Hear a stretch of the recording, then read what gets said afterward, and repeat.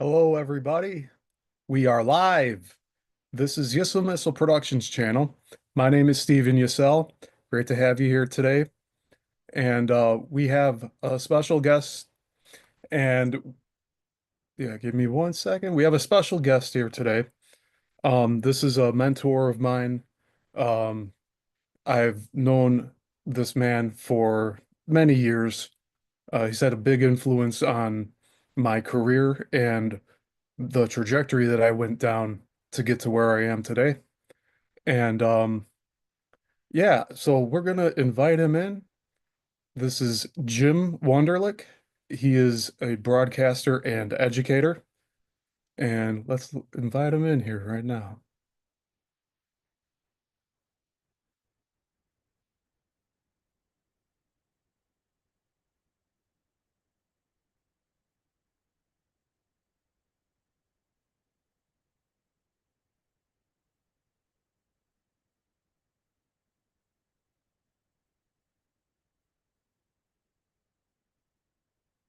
All right, so while we're waiting for Jim, yeah, I'm just gonna talk with you guys here for a minute. Um, so we're doing some stuff with the channel. We're doing a few other things here with interviews. I'm lining up a few more guests to have on the show, and we will be we'll be posting weekly now, and hopefully it'll be a little more consistent than that. So,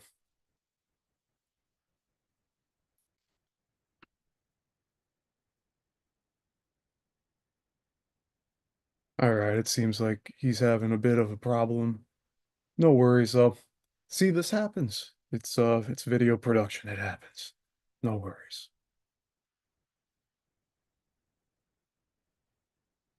All right, we'll wait for him to get ready to come back on.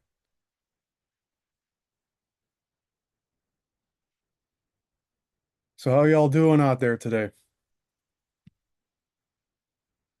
Good to see you guys here. Good to see there's people watching here. All right, Jim, we're bringing you back in. Jim, can you hear me?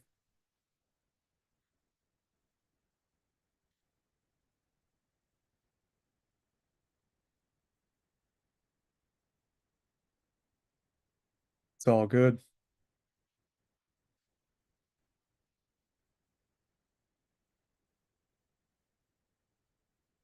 So yeah, we're Can you hear me? yes, I can hear you. Yes. Can you hear me?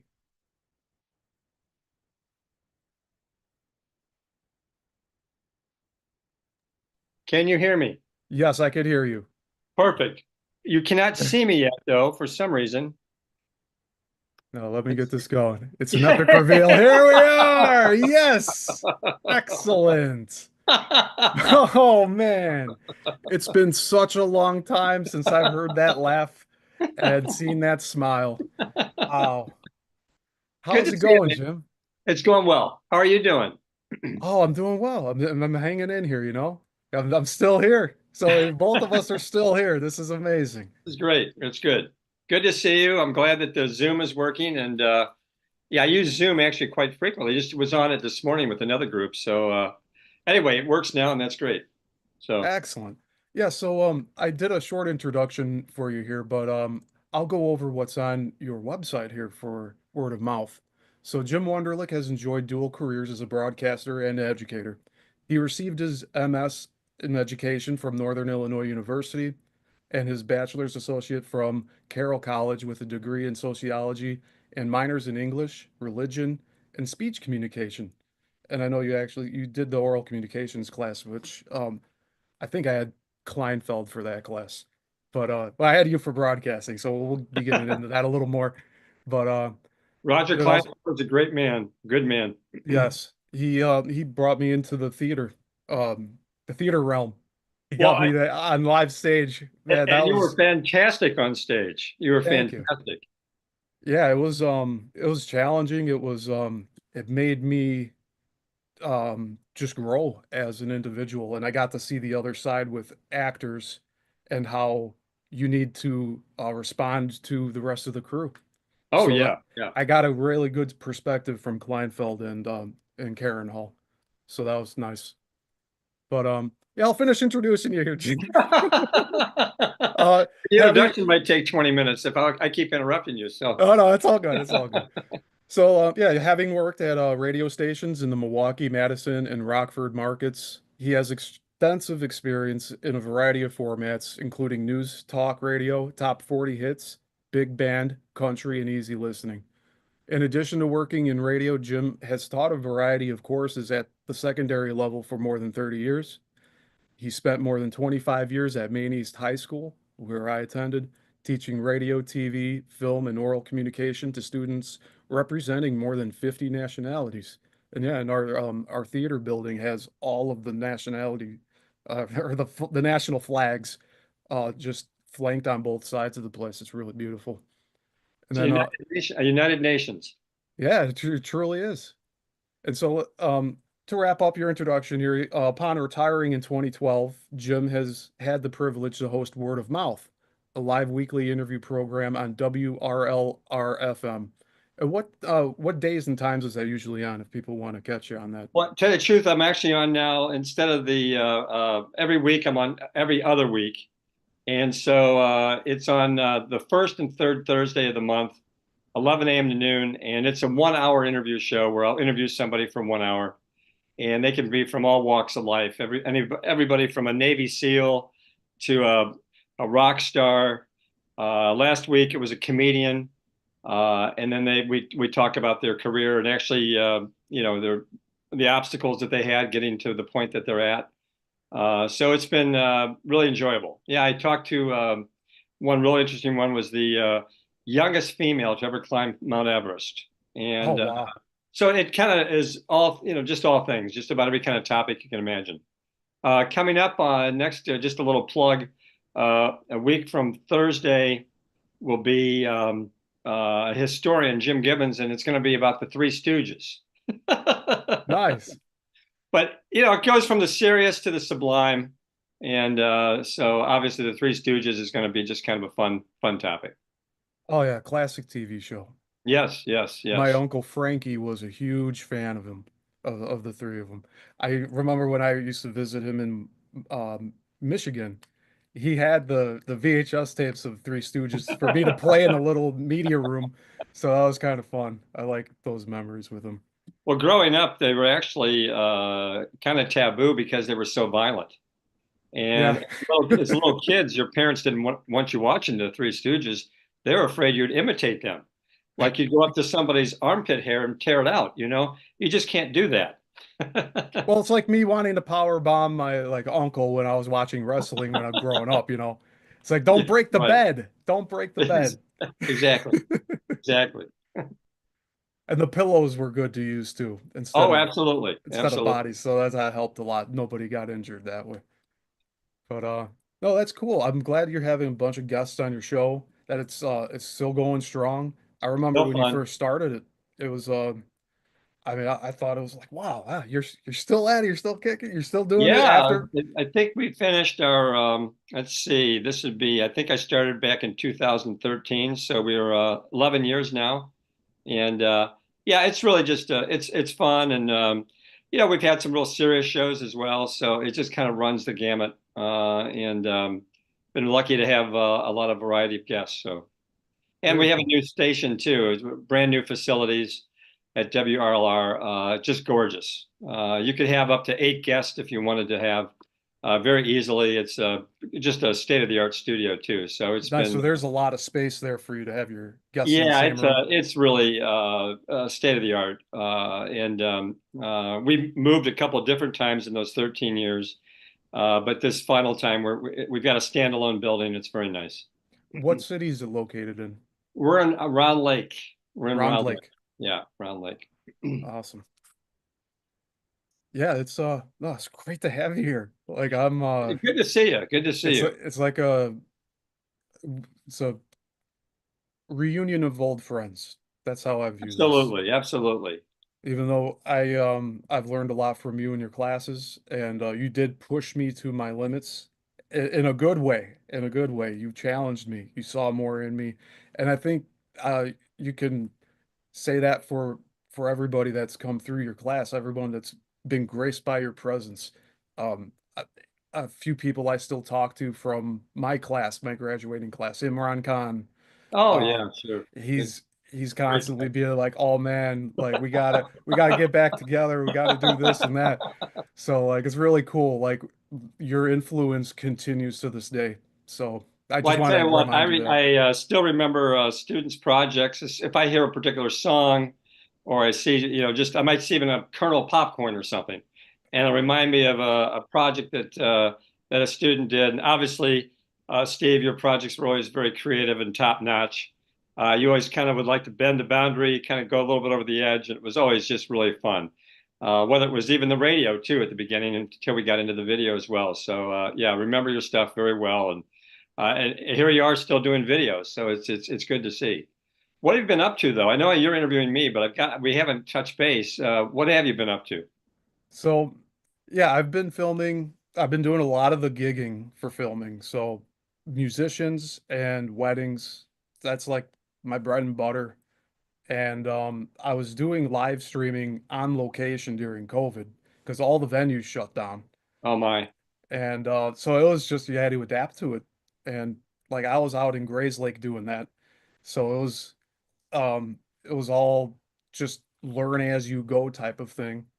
And yeah, now I'm doing a little bit more variety with that. I've done a political campaign Oh, twice. I've ran for mayor and for library trustee I in do Niles. remember you running. Last time I saw you, I think we met at Panera, and you were talking about running at that time. That was a That's number of years right. ago now. Yeah. Uh, and what a great experience that had to be. Oh, it was something else because I mean, collecting the signatures and then figuring out like the correct wording. What does this mean by this percentage? I had to go and like look up numbers from like 4 years prior to just see what like amount of signatures I needed. And I learned I needed to probably have a slate with me. It would have eased collecting the signatures more. You have four people instead of one. And yeah, I learned a lot just about the process, the campaigning process, getting the ads and the signs out to people. It's a lot of work, Oh my especially if you're gosh. trying to do it on your own. I did have help when the campaign was in motion. I had people helping me, but it was just um it was stressful, but like at the same time I did it because I thought it was a fun idea. Based on I didn't agree with what the current administration was doing and how they were doing it, so I felt I could do it better. And so that's why I threw my hat in. And it was like I shook them up because they didn't expect to have any rivalry on the ballot. They were thinking they were just going to get in with no opponents. And it would That's have been that. outstanding. Yeah, that's really great. Yeah, the amount of pressure it takes to be a politician. You kind of get it Oh, from all sides, all sides. I had somebody like the day of the election, after the polls closed, they messaged me on my Facebook page for mayor, and they were starting to ask me Second Amendment questions, and I'm like, the election's over, man. And then they're like, oh, you need to have thick skin and answer these tough questions, Steve. And I'm like, all right, well, yeah, I'm pro Second Amendment. They're like, all right, that's good to know. I'm gonna go tell my friends. I'm like, what? The election's over now, man. Yeah, So wow. it's even up to that last minute, you could still Yes. change people's minds. Oh, absolutely. Yeah. Well, there's people who go into the ballot box and they're still undecided, and then they just kind of decide there too, surprisingly, But there's a significant enough of a significant amount of people that it can make a difference. So, Yeah, and sometimes it's that one person, or yep. I mean, in some cases, also two people. I mean, you need to have a group to go out and do canvassing and Right. everything. And the more people you have, the more teamwork that you have, then it'll be more efficient. So, Well, yeah, I even did learn a lot. at the presidential level too, they were saying in Michigan, it came down to 2 votes per precinct, 2 votes per. Wow. And so if you think of it that way, uh, my goodness, such a thin margin. Yeah, So I know Park Ridge had a seat that went to somebody over 9 votes. Oh, So that was the only distinction for the winner. unbelievable. So close. And Yeah, that's why I say it's important to do that, to go out and vote. I prefer election day because that gets, you make sure that like there's more eyes on everything, is what I'm trying to say. sure, sure. Early voting, I mean, we need to trust the process, I guess. But Are you I talking saw a about, lot of people are you talking about mail-in, or are you talking, because early, you, no, just early voting in general. yeah, Because like yeah, Village Hall here in Niles today, they have early voting going on. I was handing out referendum flyers saying like, here's what the referendum means and here's why we think it should be passed.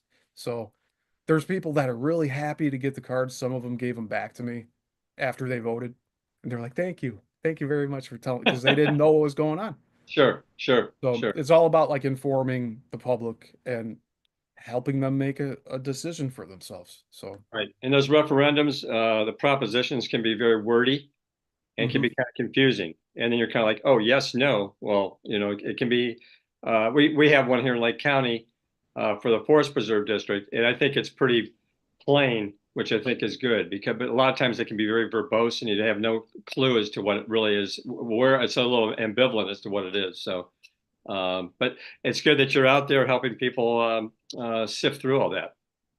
Yeah, thank you, Jim.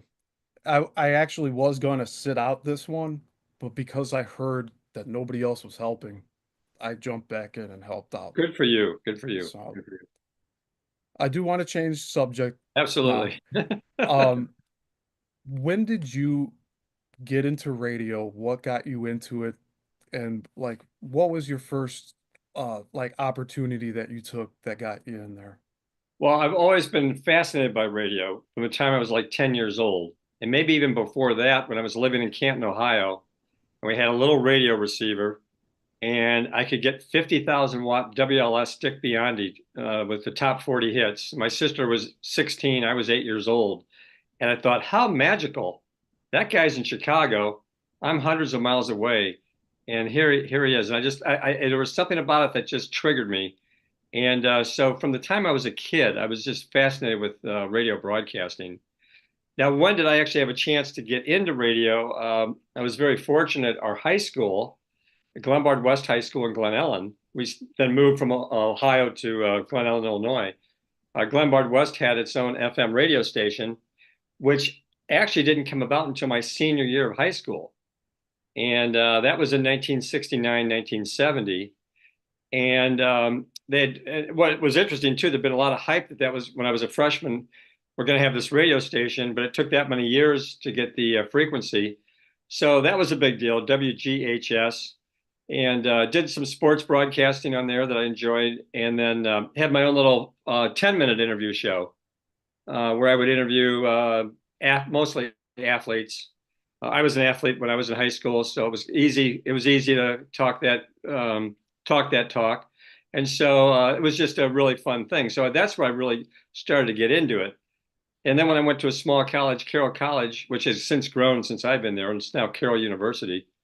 Really, I was just on the campus for a reunion just a few weeks ago. It's huge now, but they had at the time an FM radio station, and so for 4 years I did radio there too.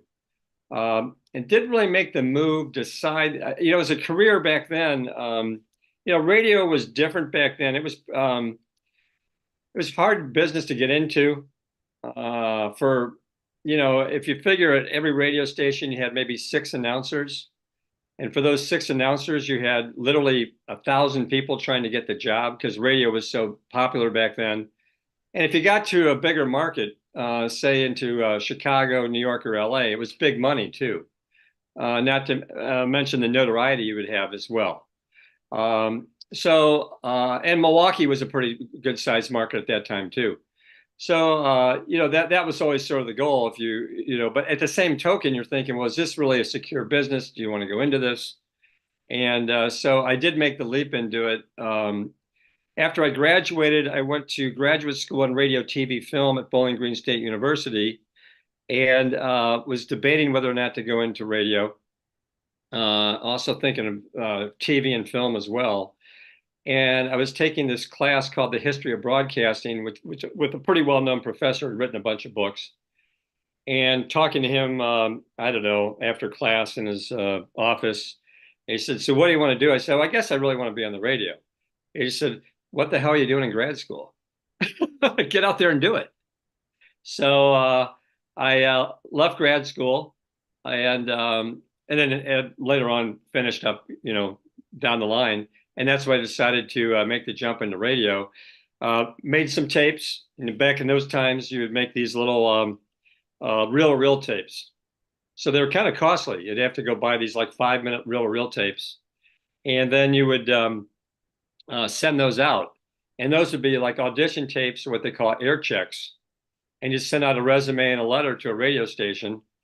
And in that time, I must have sent out probably about, I don't know, 50, 60 radio stations, mostly in little towns in Wisconsin. Didn't get one response, Oh, not one response. Uh, and later on, when I found out, when I finally did get into radio, I found out that when I was at stations, you'd get program directors would get all these tapes for kids or students, I should say, rather young adults trying to get into radio. And those would end up being, they would erase them and then just use the tapes for like newscasts and things like that. I oh had, wow. because they didn't want to listen to all that stuff. You're getting all these boxes of tapes coming in and resumes. How do you make a decision? So Yeah. at that time, I decided, I remember telling my dad and talking to my mom and dad, I said, I think the best thing is just go knock on doors, which by the way, now you really can't do. But at the time, this is 1975, you could go knock on doors. So I put a bunch of my tapes, my resumes in the back of my 1969 Chevy Nova, and I plotted out station for station in the state of Wisconsin, in Illinois, and then went from town to town. I'd show up and knock on the door and say, I'm looking for a radio job. And in some cases, they'd say, well, we don't have one for you. Goodbye. Other cases, they might say, well, something might show up. Would you like to do a live audition for us? And they take you in the recording studio, do a live audition, and then that would be it. You never knew what could happen.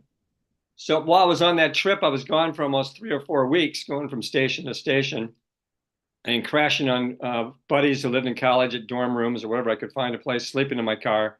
Didn't have a lot of money.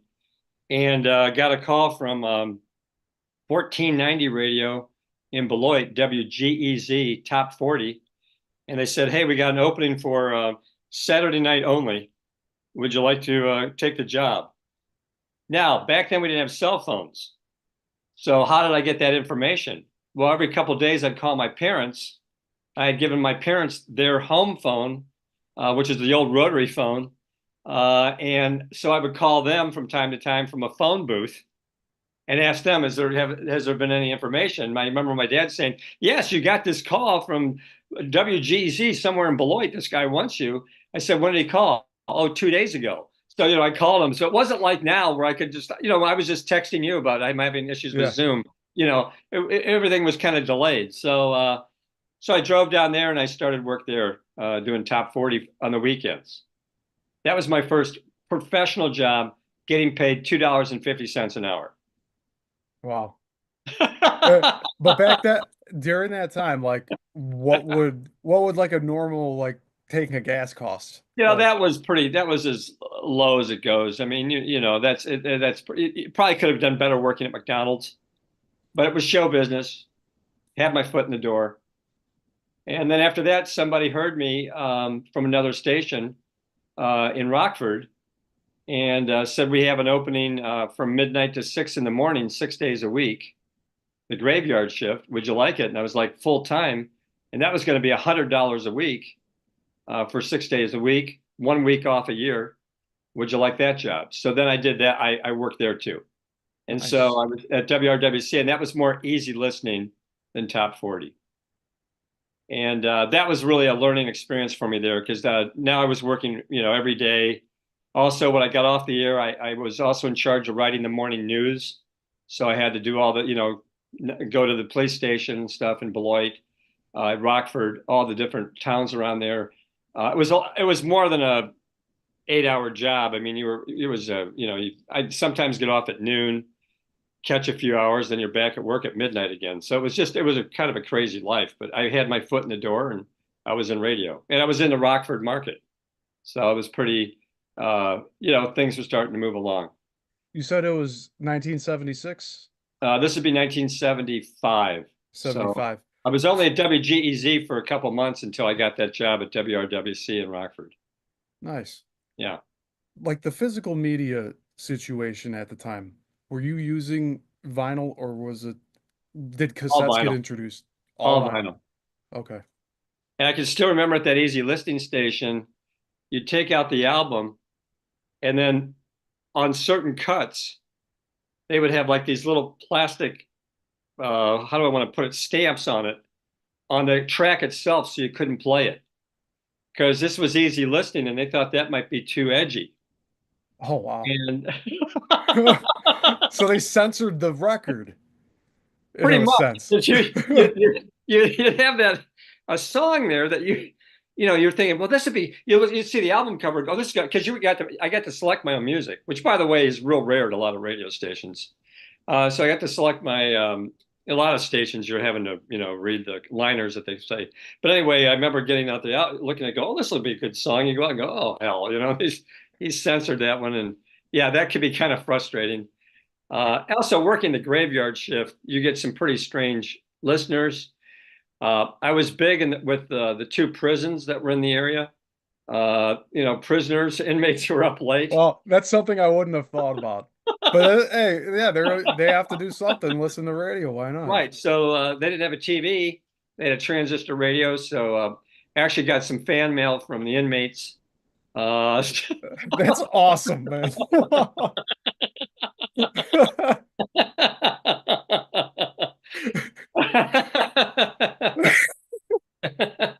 And this is like it could be its own TV show in itself. Oh yeah, Just this is. the inmates writing to the radio hosts. Oh yeah. Oh, I listen to you all the time and so late. Like, oh, this is great. Well, then you got then we had like nurses who were up with graveyard shifts. They'd have you on listening, and then you got your people who were maybe had they were drinking a little too much. They were up late at night. They were lonely. I would have a couple people would call me every night, probably just to talk, but they'd always have a request. And I had this one woman every night, and she'd go, and I had a fake name back then too, because back in those days, Wunderlich just sounded too many syllables, too odd. They liked the two-syllable words, so they said you're going to be Jim Dively, so I was Jim Dively. So you're kind of this alias that you're playing, which was sort of odd in a way too, a little inauthentic. But I would get the same woman who would call every night and go, Mr. Dively. Listen to every night. Would you play Invitation by Tony Bennett? And I go, yes. You asked for that the night yesterday and the day before, and I'll play it again for you. I mean, she would ask for the same song every night. Yeah, 3 in the morning. Why not? So That's anyway, pretty you know what? cool. It was a good experience, but horrible for your health. I'm not that graveyard shift. Back in those days, we didn't have air conditioning. So if it was really hot during the summer, it was really hard to sleep. And if you open up the windows, everybody's outside and playing, and it just you could never really get used to that to the lifestyle. I know some people can, but I want to be out playing tennis or riding my bike or whatever. It was just really hard. And then when you're working on 4th of July and everybody's off, you're working on every Friday and Saturday night. You have to, I mean, it Mhm. really creeps into your uh, social life and having a balanced life. Yeah, I've So, taken on a few I've done overnight security. okay. And like I thought, oh, no problem. I can keep this job and start working a day job. And I had day exhaustion. Oh, yeah. And it was really scary. So I had to drop the security job. Oh, yeah. Yeah. Yeah. It was, and so did that for a little while. And then that's when I decided I would at that time, make the leap into teaching, but also keep working in radio. So I went back to school while I was working in radio. So I was, and got my certificate at Northern and the master's. And then at the same time I was working at the radio station, and then got a job in Janesville, Wisconsin, where I was teaching English and was the head tennis coach there. And then also had this regular Sunday job at WBEL in Beloit, working there on Sundays, the one day I had off, because I wanted to keep my toe in the radio. And then also during summers, they had what they had called, they needed vacation relief people. Yeah, I was a teacher, so I had my summers kind of off, but I would work at the radio station because maybe the morning guy was gone, and then the guy who was doing middays would do that. I do the midday show, so I got to stay in radio, and those were 4 years where I was at Janesville Craig High School. Wonderful years teaching English and coaching tennis. Still keep up with a lot of folks there, and then had the radio gig, and then kind of still wanted to chase the carrot. So after 4 years of that, that's when I decided to make the leap and got a job at a suburban Milwaukee radio station. The summer of this would be 1980 now.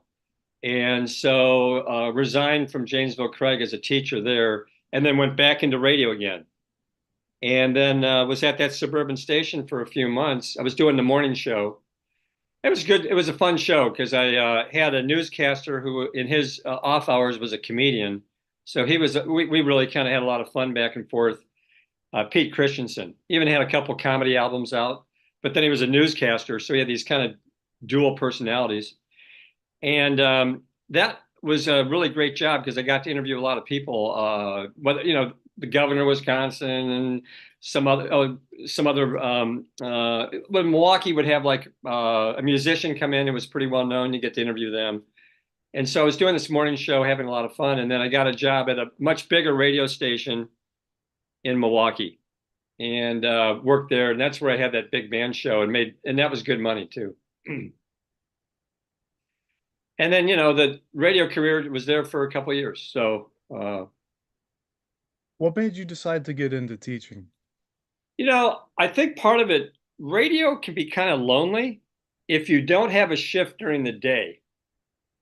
And I noticed when I had my afternoon drive show, another station in Milwaukee, I really enjoyed that because there were people around. And there was a newscast or whatever. But like when I was doing my big band show, even though it had a significant audience, we had at that time 10,000 listeners per quarter hour.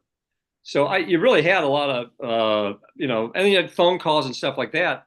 But I was the only one at the radio station because everyone else was gone.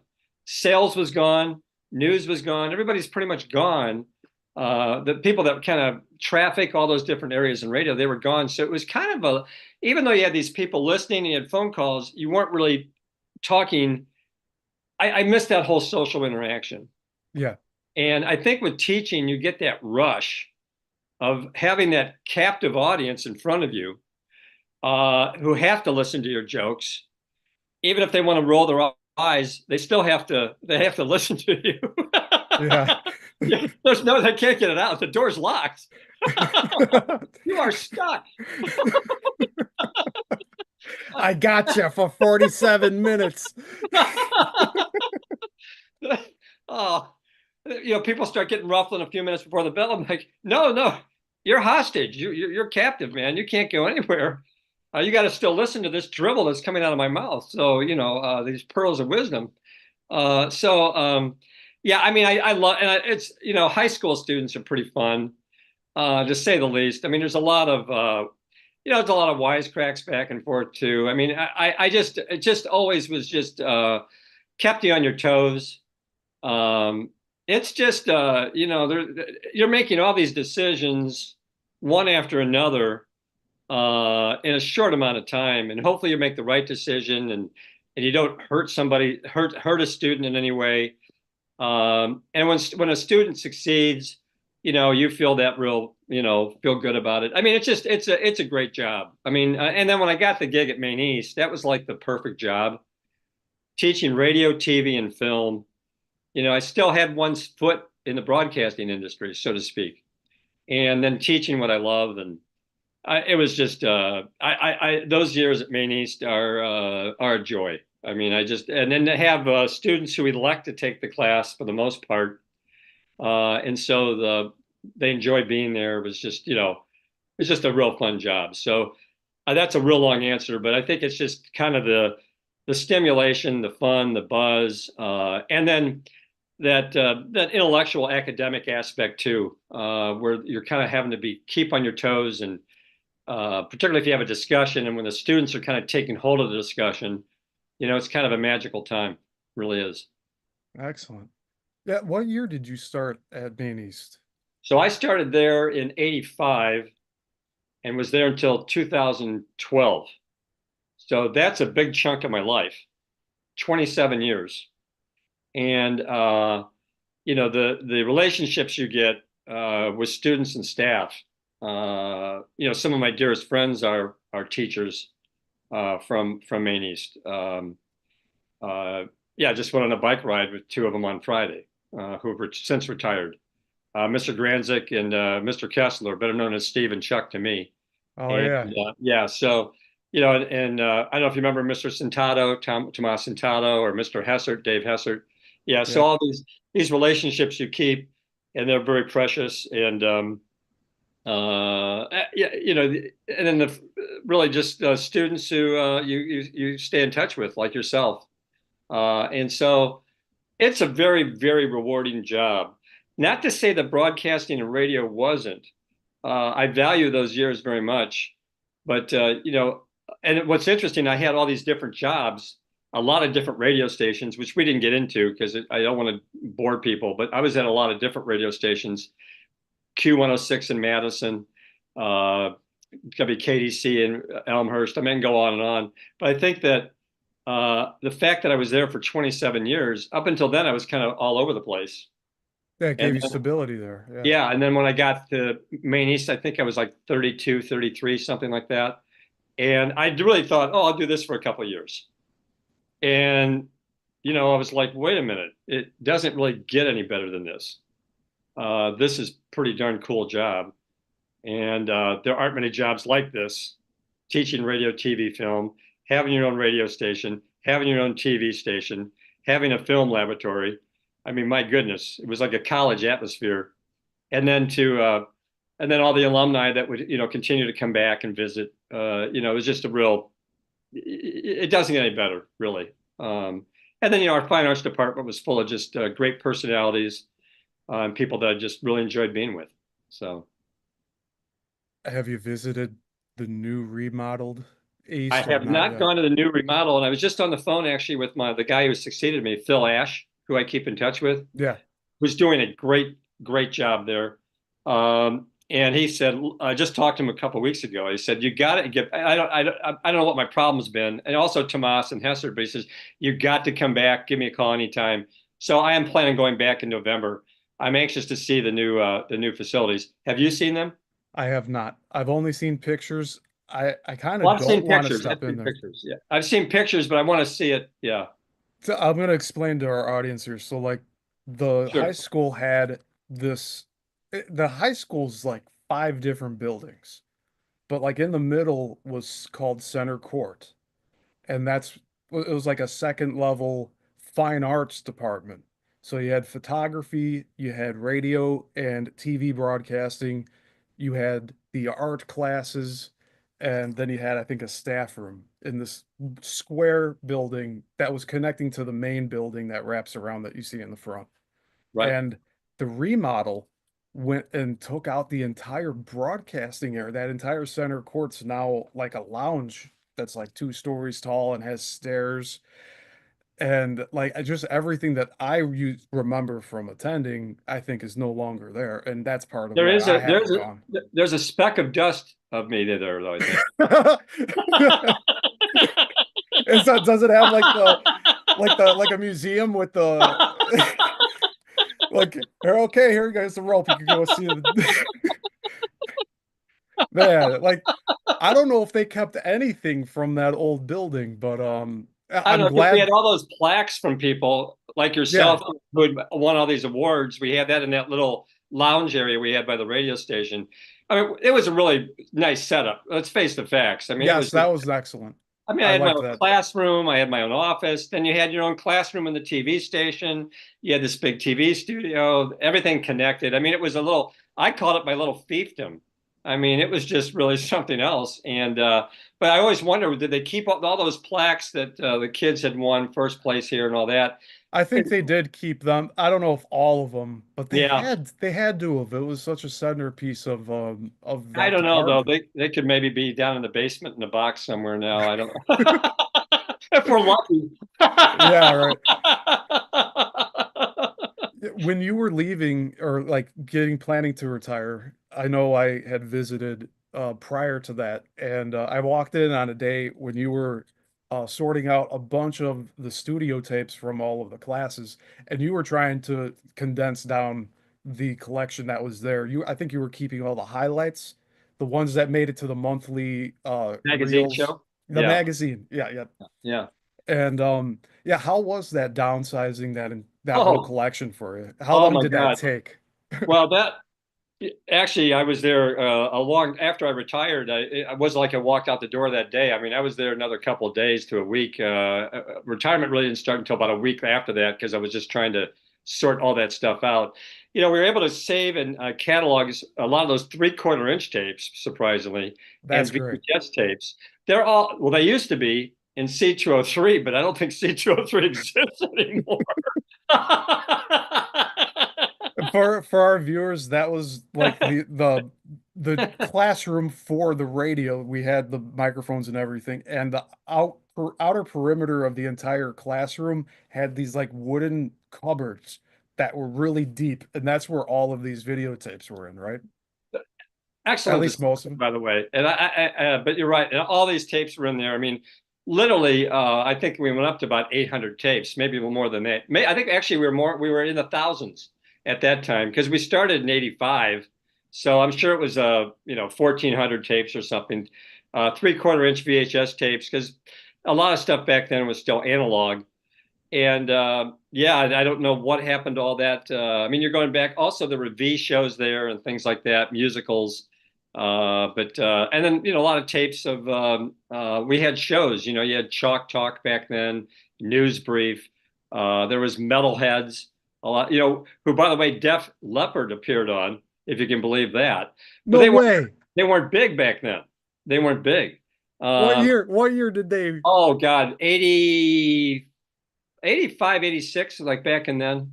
And then we had Metallica, I think it was either Megadeth or Metallica. Because there was a show called Metalheads with Nick Allard, and he was a go-getter. And and I didn't really know anything about Iron Maiden or Ozzy Osbourne and all that, but I sure did after that show. And they do a talk show about the latest songs coming out. And then, we were able to get music videos too. We were able to show those as well. That was the era of MTV and all that. So that show was very interesting. And yeah, he'd get all kinds of great guests. And at the times they weren't that well known. And probably were just starting but he had his antenna up, that's for sure. And Nick actually went into broadcasting for a while. He was working for ESPN. I'm not sure if he's still in the industry or not. From metalheads to ESPN. Oh, that's awesome. Yeah, I mean, I know a lot of the classmates I have like we're still in the business. Like our passion is still here. And so yeah, and I'm The glad to hear that creativity for that others you too. got, really, I would just kind of let out the rope, so to speak, and you guys would just pull it. I mean, it was the creativity that the students had. I'll see stuff on TV and I'll go like today, and I'll go, God, stuff the kids were doing is so much better than what I'm seeing here. I mean, the talent, particularly when it came to like commercials, PSAs, uh, silent movies. I mean, just incredible music videos. I mean, some of the stuff was just amazing. And and like I said, when I hear a song, a lot of times, I just yesterday there was a song on from REM, and I remember Eric Kinsel had done a video to this particular song, and I was just like, I just went back in time, and it was just one of those things where, wow, these projects that you and all these other students did were really mesmerizing. Some great stuff. Trailers too, movie trailers. Some of the folks did were just, knock your socks off. So, I feel like I was really more of a facilitator, Yeah, and you kept it very fun for everybody. I With felt that students would just take, they'd take maybe a project idea, and then, then they might say, hey, we want to do this. And maybe that really wasn't the intent of the project. But I'm thinking, well, you know what? That's actually a better idea. Yeah, go for it. And so there was a lot of, that kind of back and forth. And a lot of times with the broadcasting for students too, at the end of the year, I was asked them about particular units, and then they'd be very blunt. They'd say, well, that was a good one. That one sucked. Get rid of that. Don't ever do animation again. That was terrible. Uh,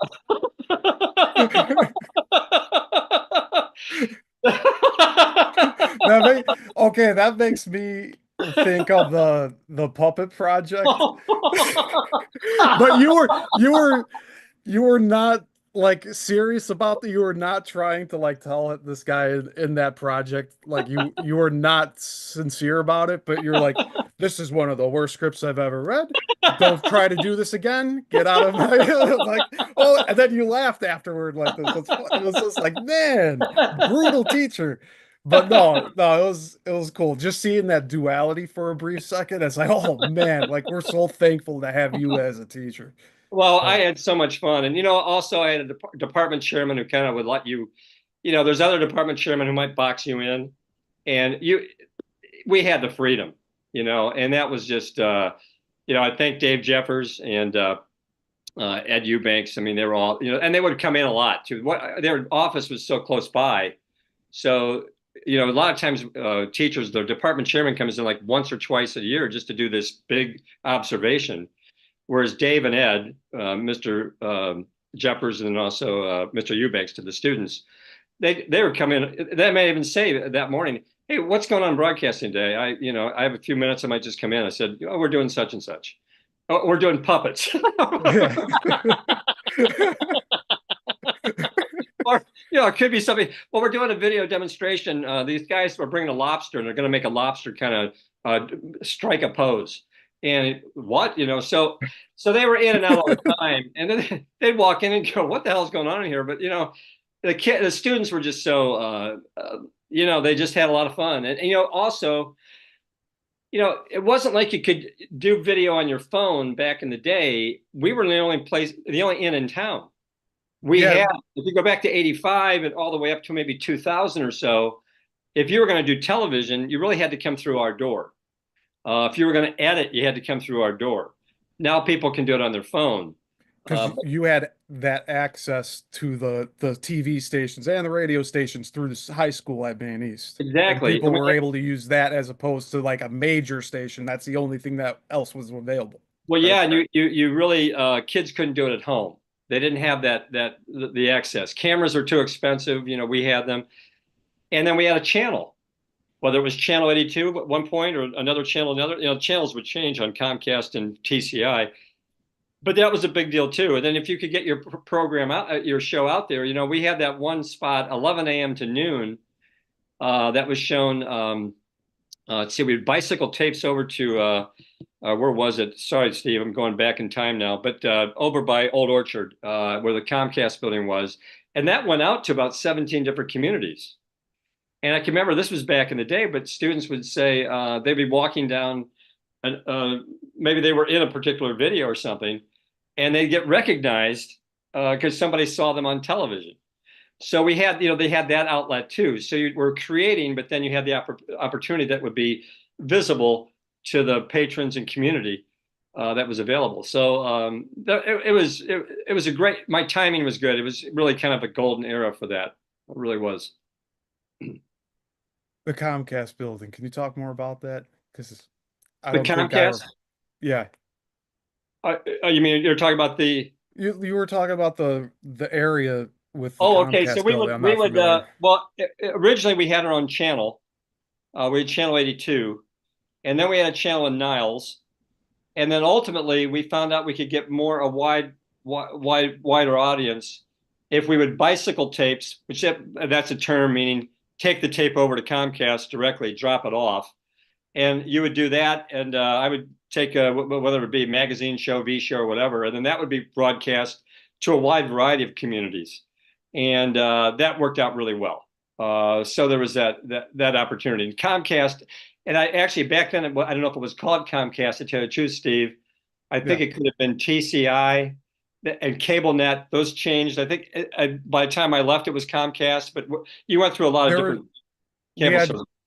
like I did some 3/4 inch tape archiving at the Niles Museum. Okay, So there was Cablevision in the area for the Village broadcasts, and that's that was it. all from early 80s. Yes, it's Cablevision. And then what was interesting too, we used to take they would let us have their truck, and then one of there was a guy who worked there who would help out. And if we wanted to tape a football game or a basketball game, they'd bring the truck over, and the kids would be able to use all that stuff. We'd use our cameras and then their technology that was in the truck, which is like a special effects generator, but also they had instant replay and things like that. And we set all this up and do all kinds of sportscasts. Even did a baseball game, which was Nice. really difficult to do because you had to string a lot of cable for that. But we did, football games and basketball games and that type of thing as well. So that was really a great experience. In fact, if you listen to Andy Mazer on WGN, he was, very involved in sports broadcasting back in the day and continued to do it and still is doing it today. Yeah, that's awesome. You've done a lot of sporting events. Are there any particular games or sports in general that you've enjoyed the most? Like, do you Probably have bas favorites? Probably basketball. One, it was indoors. So it was just, I think from a technical standpoint, you had it just made it easier. If you had to grab something from the TV station, you could just run back from the gym and get it. Also, it was easier to set up the announcers as well. You didn't have to worry about weather. I mean, we had one football game where both cameras, the wind was so strong it blew over both cameras, and we had them duct taped down and everything else. Oh, They wow. didn't get damaged, but we couldn't. I think we had a whole quarter where we couldn't broadcast. Let's get those cameras back up. And I'll it was bet. really cold. So, and I think basketball, we had some really good basketball teams at Maine East at the time too. There was one game we broadcast where we actually beat Evanston, and that was a really big deal. And football, I think the football team struggled more than basketball did in those years. So those games were were more exciting from a basketball end of it. We never did do a swim meet. That would have been kind of fun to do. It would have been fun to do like water polo or something like that. Baseball was one of the more difficult things we did. And we never did hockey either. We had a hockey club, but we didn't have a hockey team. But we investigated it, but we got video of it that we would use and show on our news brief show. Um, which that was fun because that was those shows were live, and we would do live news shows, live sports talk shows, things like that. The Chalk Talk show was fun because that was three or four kids talking sports. It was ripped off from the old sports writer show that was on WGN TV. But then what we would do, we'd have professionals come in, and whether it was, well, I don't know if people even know him now, but Mark Giangreco had been like an NBC sports anchor. He came in. A lot of the Tribune writers, they'd come in and be part of the show. And what was so interesting with the students, they were so professional. They didn't go googly eye. Oh, here's Mark Giangreco for NBC in Chicago. He was just part of the show. And well, Mark, what do you think? And I mean, and it was just kind of neat that, hey, we're all on the same level. We're all broadcasters. Maybe we're broadcasting in a different, smaller market, but we're still all broadcasters. And you're on our show. And I thought the kids were always really, it was just really neat to see how professional they'd be. A couple of the kids also got press passes. And remember Steve Yesner, one student, he was very ambitious. He got a press pass with the Chicago Bulls, Chicago Blackhawks. He was also doing, got Cubs, all this stuff. and he would come back literally with interviews with like Scottie Pippen Wow. because he had access to them, and that was pretty cool too because they didn't know what WMTH. It was just another station.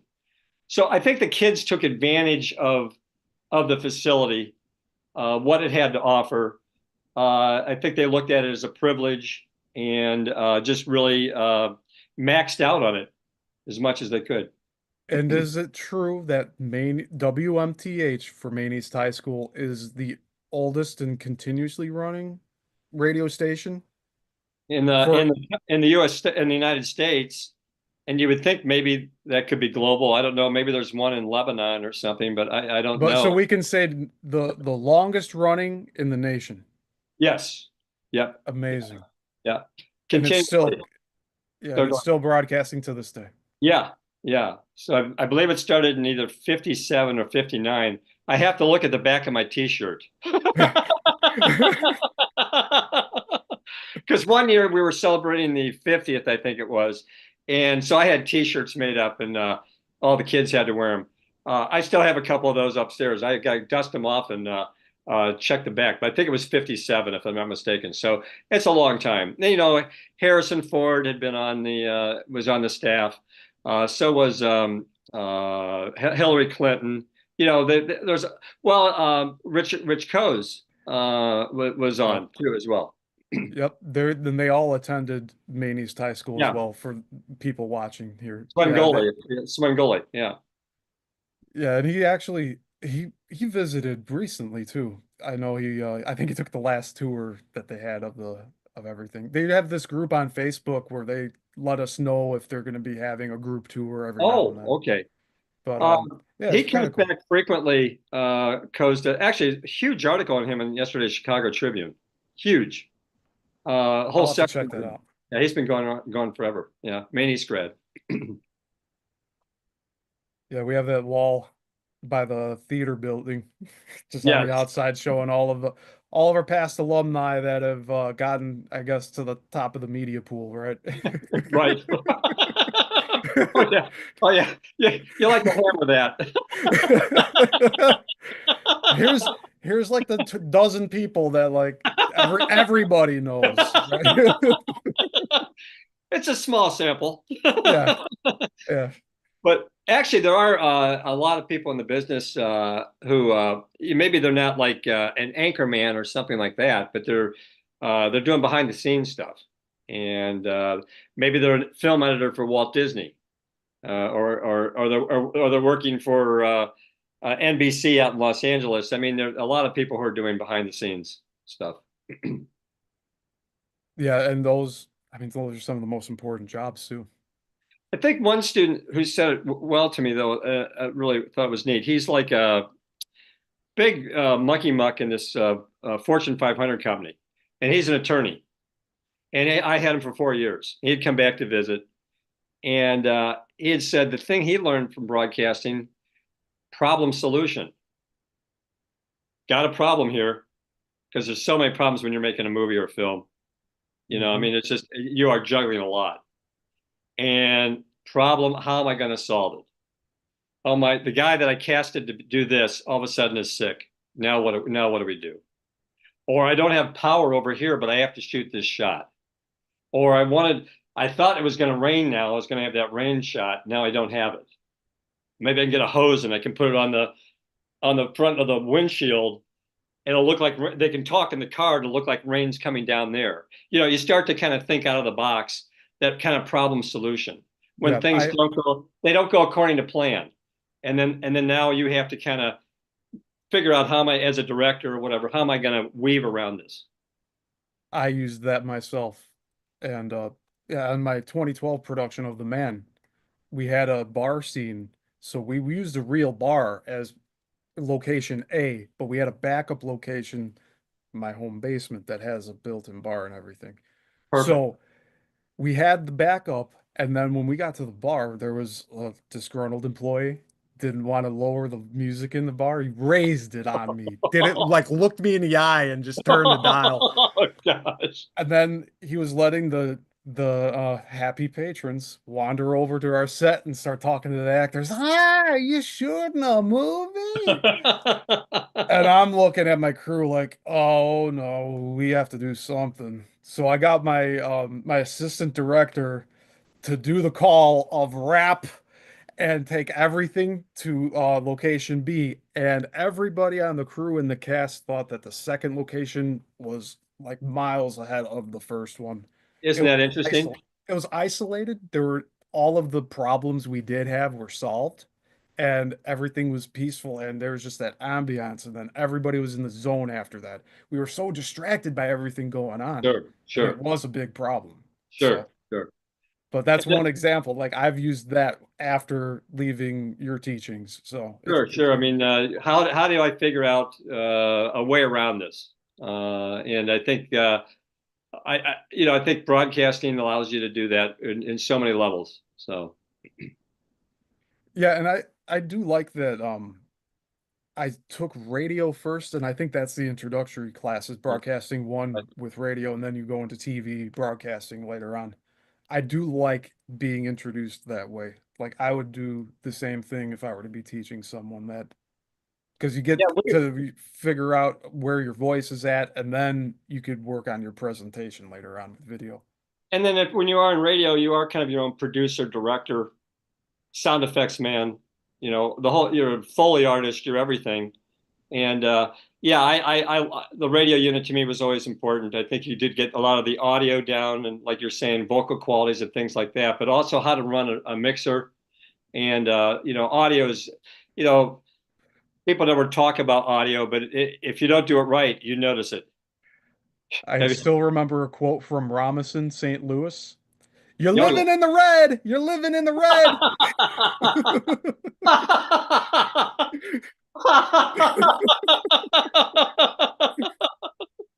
Oh, that's funny. That's funny. And like even like when I'm driving and I'm seeing the RPMs go up, I see the red and I'm like, ah, don't live in the red, Steve. Probably a good metaphor for life too, you know? Yeah. Yeah. Don't push it too hard, Don't basically. push it Don't too hard. Yeah. yeah. Yeah. Keep the volume at a decent level. Yeah. I like that's great. Yeah, and I think you actually had me uh team with Robinson, so you had put us into groups and stuff. And so like I still have most of these projects. I have them Oh, on an that's archive awesome. drive. So I mean I cherish those things, but it's also like to look back and see like where did I start and look at where I'm at now. If I'm ever discouraged about where I'm at now, I can look back to what I've done. And I go, wow, I did that last night.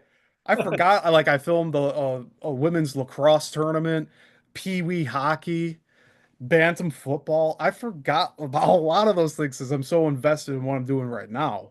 And I'm not filming the sports right now. It's more the musician stuff. But it's just like, wow.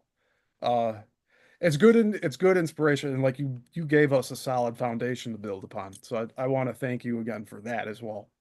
I think about Robinson. Great enthusiasm, He's a million dollar, football coach. million dollar smile. Yes. Yes. Yeah. Just a $1 million smile, man. I tell you, yeah, he can light up a room. There's no doubt about it. I'm glad to hear that. Where's he coaching? Um it's down south. I I knew He went to Elmhurst College. I remember I was in touch with him a little bit. Didn't he go to Elmhurst? I yes, thought he did. this is way Yeah. back. No, this is way back. But I think he went to Elmhurst, was successful there. I was filming at Homewood for a coach, and I think I ran into him on the field there, Oh, and he great. and so I was able to talk to him there. It's cool. Just like I hadn't seen him in years, so ran into him, and he's a coach now. He'd But be a I don't good. know if he's still a coach right now, but he He'd probably be, is. yeah, right up his alley. He'd be very good. Well, you played football too, didn't you? For a I couple. did. Yeah, Yeah. Freshman year, I played. yeah. Yeah, I met my friend Zach Carter, who I still talk to this day. Oh, interesting. That's Yeah. neat. That's And great. like we were like fish out of water on that team because we ended up both doing like theater later on. So it's like, oh man, this is wild how like we meet doing something we don't love and then we end up like being friends for life and like doing stuff we love along. That's a great story, Steve. That's great. That's great. Yeah, I mean, I wanted to try a little bit of everything. I know I can't. There's not enough time, but I'm Right. glad I chose to get into the film and video industry. Is I'm comfortable here doing all of this. That's awesome. That's great. That's great. Yeah, I mean, it's yeah, it's great. Thank you. And I don't know, I I had a long time I was thinking about having you on here. It's been a few months that I was thinking about bringing new guests on my channel.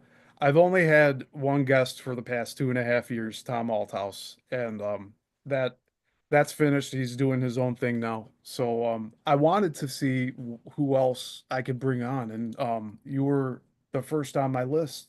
Well, So thank you so much. This has been very much of a pleasure.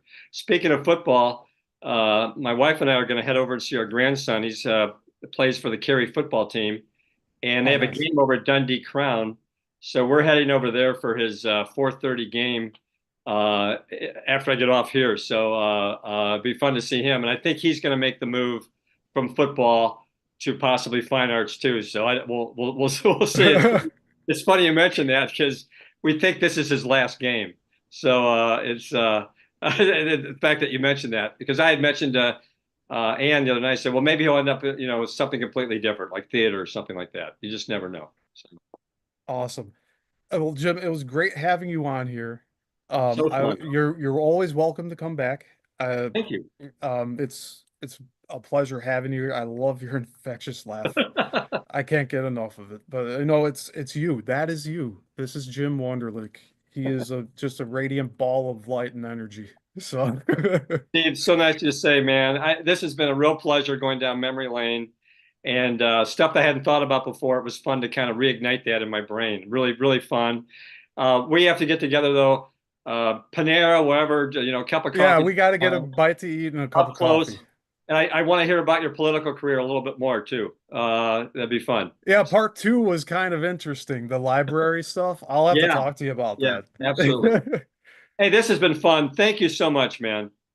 Oh, thank you, Jim. And you have a great rest of your day and enjoy your time with your grandkids. And yeah, until the next one, I uh I look forward to seeing you. I hope you take care of yourself. Okay, take care. You're the best. Take care, Steve. Awesome. All right. Bye bye. Bye. All right, everybody. That was Jim Wunderlich. And great man. I like having him um around me. So like he said, I've met up and had meals with him before. Actually invited him to the 10-year reunion for our class, and he showed up. And he was talking and just smoozing, just having conversation with everybody. He's very relatable. And yeah, the stories, he has a bunch of stories. And he's in the radio and TV industry on on a more personal level, if you'd say. But he did you heard what he said. He had a bunch of these radio stations he named off early in the show, and I'm gonna have to go back and listen to them and research where they're at and everything, because I like to do that stuff. But yeah, if you guys are watching for the first time, please subscribe to my channel if you'd like to see more content like this. Um, Jim was a teacher of mine at Maine East High School, and you can tell like he's had an influence on my life and a very positive one. And I just wanted to pay respects to that today and give Jim his flowers and just catch up with an old friend because that's really what it's all about. Just catching up with an old friend. And as far as the future interviews I'll be doing, I have a few different guests that I am lining up. Jim was the first guest for this new uh, I guess you could say format. It's now not much different than what I've been doing. If you've been here, you know this is what I do. So um I do have a few guests that I need to confirm with to get them on to the show. I do have November 9th set aside for one of my newer guests, and I'll reveal that when they confirm.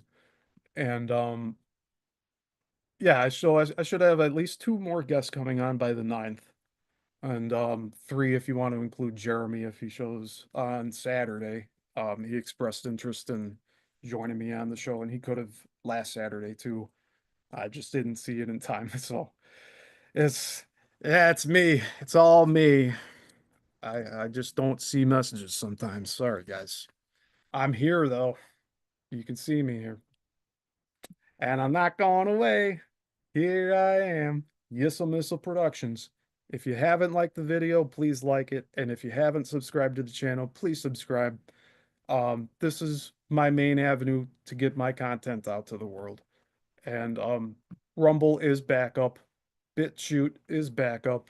Odyssey is back up. And TikTok is back up. Instagram is back up. And I'm saying back up as in case YouTube comes down, these sites will be there for everyone to use. And I have my platforms on there. So, and if you really need the link, I'll put a link tree in the description. I actually should do that so everybody can find everything in one spot. And we'll just go from there, everyone. If you haven't watched any of my older stuff on my channel yet, um, take a dive into it. There's a whole bunch of different content. And if you like what you see, let me know. Leave me a comment. And you can influence what I put out next, potentially. If you like what you see, say so, and I'll deliver more. That's all I gotta say. It's a collaborative effort. Without you viewers, um, it's only me watching the video, right? And it's kind of lonely, right? But that's not the case here. Yissilmissil Productions, 2,000 strong, and we're only going to get bigger. So please tune in when you can. We won't have too many scheduled shows in the immediate future, but make sure to check us out Saturday mornings because I'm going to try and hang out with all you guys here at 11 on Saturdays. And in between all that, we will be having these new interviews come out with some old friends. So you all take care. I will be going now. Um, thank you, Brenda. I see you in the chat. And thank you, Zenray Q. I really appreciate you both here, leaving comments, dropping the likes. That's how this is all moving forward, everyone. We're all just having a good time here. We're all having fun. We're having fun. All right. Until the next one, class dismissed.